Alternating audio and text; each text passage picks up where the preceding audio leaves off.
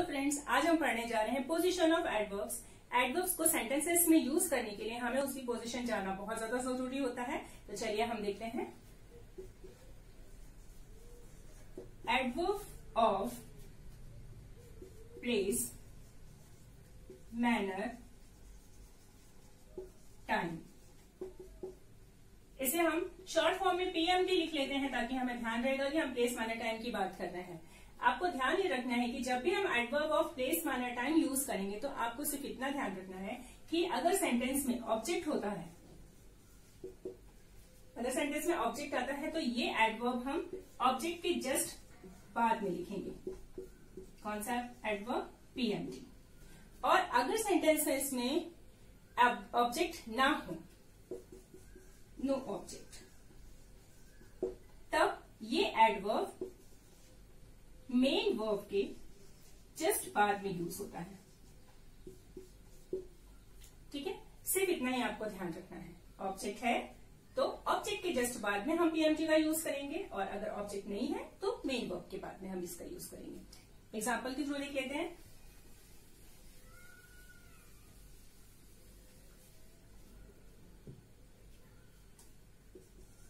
He reads carefully his book। Sentence देख रहे हैं आप, कुछ अलग लग रहा है या कुछ अजीब लग रहा है? यहां पर चलिए हम देखते हैं कि क्या, कौन सी चीज क्या है। अगर चलिए ठीक है, ये तो आपको पता है कि ये प्रोनाउन है, ये यहां पर आपका मेन वर्ब है। ये जो ये केयरफुली जो वर्ड यूज हुआ है ये आपका एडवर्ब है यहां पर, है ना। और यहां हम देख रहे हैं कि क्या है, ये ऑब्जेक्ट भी शामिल है। तो हमने अभी रूल में पढ़ा है कि अगर पीएमटी अगर वहां पर है तो ये एडवर्ब ऑफ केयरफुली मतलब किस तरह से है? मैनर, एडवर्ब ऑफ मैनर बता रहा है यहां पर। ठीक है, तो हमने यहां देखा कि हमने पहले ही बोला है कि अगर ऑब्जेक्ट है आपके सेंटेंस में तो आपका जो ये एडवर्ब है, ये एडवर्ब आपके बुक ऑब्जेक्ट के बाद में आना चाहिए। ठीक है, तो ये जो सेंटेंसेस है ये सरासर गलत है। तो करेक्ट सेंटेंस क्या होगा? He reads his book carefully. ठीक है, तो दिस सेंटेंसेस इज करेक्ट। यहां हम देख ले रहे हैं कि ये एडवर्ब ऑफ मैनर का काम कर रहा है, और यहां पर ये जो बुक है ये ऑब्जेक्ट है, और ऑब्जेक्ट के जस्ट बाद में हमने एडवर्ब का यूज किया हुआ है। चलिए अब हम एक बिना ऑब्जेक्ट का भी यूज देख लेते हैं। Sentence, he speaks slowly.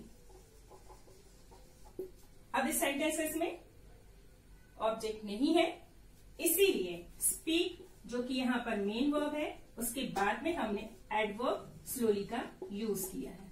Slowly ये भी कैसा एडवर्ब है? Adverb of manner. ठीक है, अगला है adverb of frequency and negation. Okay, आपको ये ध्यान रखना है कि अगर सेंटेंस में हेल्पिंग वर्ब आता है तो हमेशा एडवर्ब ऑफ फ्रीक्वेंसी और नेगेशन को हेल्पिंग वर्ब के जस्ट बाद में और मेन वर्ब से जस्ट पहले हम इसका यूज करना है। और अगर सेंटेंस में हेल्पिंग वर्ब नहीं है, no helping verb, then adverb of frequency और नेगेशन हमेशा सब्जेक्ट के जस्ट बाद और मेन वर्ब से हम पहले यूज करेंगे। लेकिन आपको ये ध्यान रखना है कि नेगेशन में हम नॉट वर्ड का यूज करते हैं, और नॉट की जो पोजीशन होती है वो हमेशा ही हेल्पिंग वर्ब से पहले, बाद में, और मेन वर्ब के पहले। हेल्पिंग वर्ब के बाद और मेन वर्ब से पहले ही नॉट की पोजीशन होती है। चलिए अब हम एग्जाम्पल देख लेते हैं।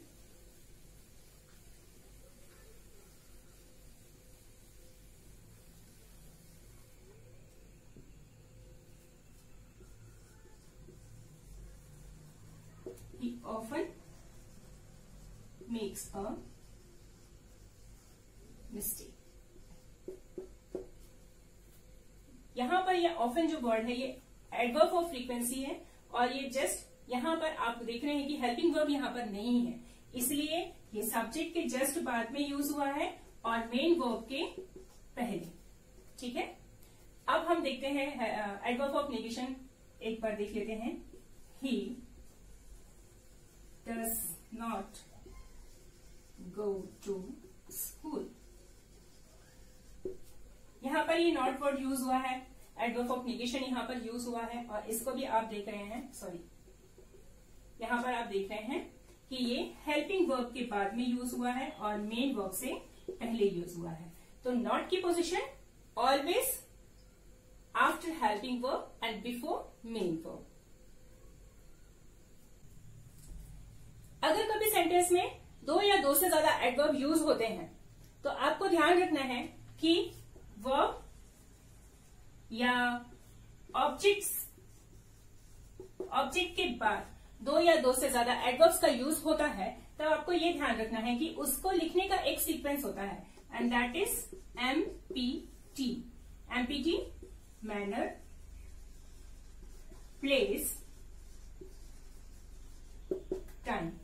कभी भी आपको बस यही ध्यान रखना है कि अगर वर्ब या ऑब्जेक्ट के बाद में दो या दो से ज्यादा एडवर्ब का यूज हो रहा है तो इस मैनर में ही, इस पैटर्न में ही हम उसे लिखेंगे, मैनर, प्लेस और टाइम। एग्जाम्पल देख लेते हैं।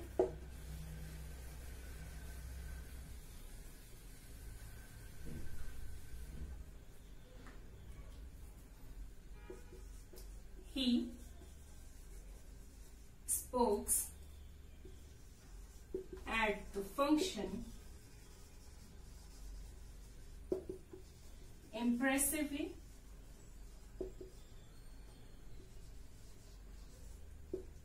yesterday.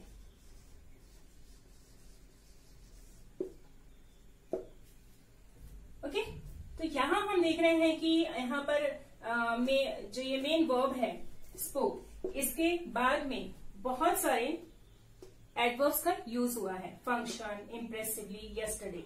फंक्शन आपको बता रहा है कि ये किसी जगह की बात बता रही है तो manner of adverb of place का बता रहा है। इम्प्रेसिवली एडवर्ब ऑफ मैनर बता रहा है। यस्टरडे एडवर्ब ऑफ टाइम बता रहा है। तो मैंने आपको बताया है कि यदि वर्ब या ऑब्जेक्ट के बाद में दो या दो से ज्यादा एडवर्ब का यूज होता है तो उसे हमेशा इसी सीक्वेंस में लिखेंगे एमपीटी। तो ये जो सेंटेंस है ये रॉन्ग होगा। तो करेक्ट क्या होगा? He spoke. तो सबसे पहले manner, impressively,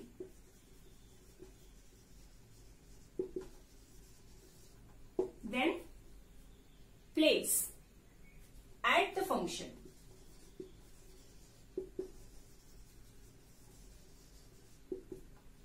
and then time, yesterday. तो ये जो सेंटेंस है, दिस सेंटेंस इज करेक्ट। ये जो यूज है ये सही है। नेक्स्ट है गो, कम,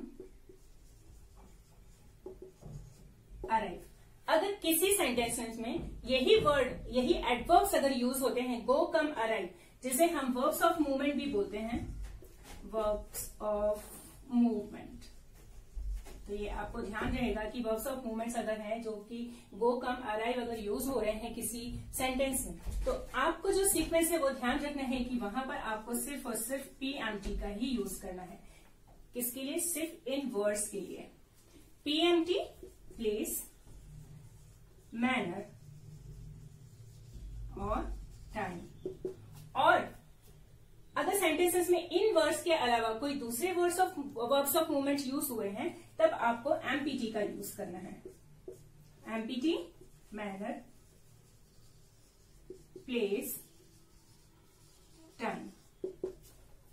ठीक है, चलिए अब हम एग्जांपल देख लेते हैं।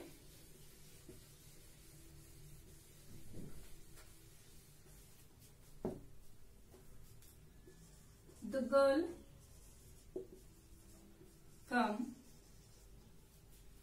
quickly home। क्या ये सेंटेंस करेक्ट है?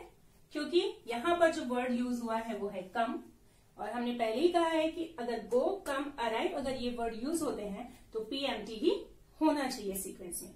तो यहाँ पर ये सीक्वेंस हमें तो पीएमटी नजर नहीं आ रहा है, क्योंकि ये जो क्विकली है ये एडवर्ब ऑफ मैनर बता रहा है, और ये होम यहाँ पर एडवर्ब ऑफ प्लेस, तो ये पीएमटी तो नहीं है, तो ये क्या हो जाएगा, सेंटेंस रॉन्ग हो जाएगा।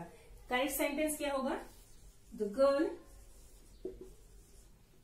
Come home quickly. ठीक है, यहां पर ये प्लेस है, एडवर्ब ऑफ प्लेस और एडवर्ब ऑफ मैनर। इस तरह से हमने देखा कि गो, कम, अराइव के लिए हमेशा पीएमटी का ही यूज करना है, और अगर कोई और वर्ड आते हैं तो उनके लिए एमपीटी। नेक्स्ट है इनफ। इनफ एडवर्ब हमेशा उस वर्ड के बाद आता है जिसको ये मॉडिफाई कर रहा है। जैसे he is great enough to help you. ठीक है, he is great enough to help you. यहां पर हम he is enough great to help you, अगर हम इसे इस तरह लिखेंगे तो ये सेंटेंस रॉन्ग हो जाएगा। तो आपको ये ध्यान रखना है कि इनफ हमेशा उसी वर्ड के बाद आएगा जिसको वो मॉडिफाई कर रहा है। जैसे large enough, rich enough, etcetera. ठीक है, ओके फ्रेंड्स, इसी के साथ ही आज का हमारा ये टॉपिक यहाँ पर फिनिश होता है, लेकिन ये यहाँ पर फिनिश नहीं है। इसका एक सेकंड पार्ट में और दोबारा अपलोड करने वाली हूँ, जिसे आप बिल्कुल देखना ना भूलें। And don't forget to subscribe my channel and like my video. Thank you.